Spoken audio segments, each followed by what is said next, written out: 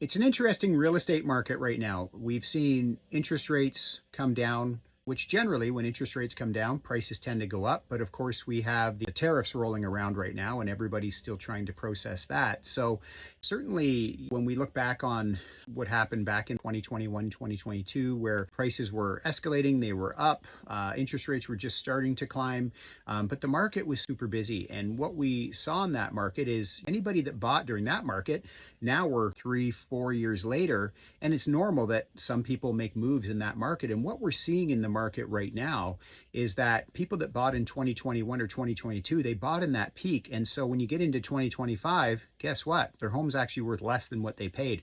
I have a number of clients who have contacted me over the last year that actually want to sell, but therein lies the challenge, is that they're actually going to lose money and be underwater.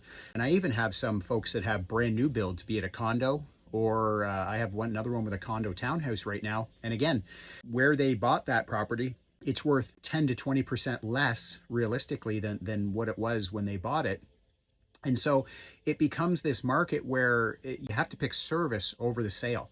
And a lot of agents, I don't think, do that well. A lot of agents, especially bigger teams, and you see this all the time, where it doesn't matter whether the home's going to sell or not. If the team has 20, 30, 50 people on the real estate team, they got to feed those bodies. And so what they do is they'll take any listing, doesn't really matter if, as long as the pricing in the list price is within reason, they'll put it out on the market, because for them, it's like advertising. It's just like it's another sign on the lawn, and you see enough of those signs and they get calls. And so it actually works. So it becomes breakage at the end of the day. They put marketing money into this property and it didn't sell, so that's no problem, but this one will be a winner, right? And so that's sort of the gamble. But I think I was with a team for 4 years, and I definitely find there's some watered down practices that didn't really agree with me, which is why I'm still not on a team.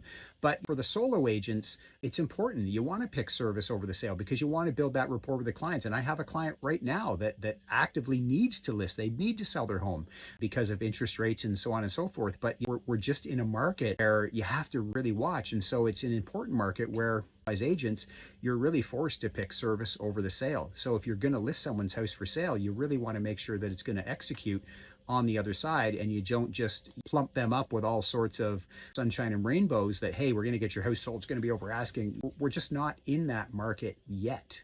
But if you are interested in, curious about seeing where your home would land in today's market, feel free to shoot me a DM, and I'd be happy to chat further with you.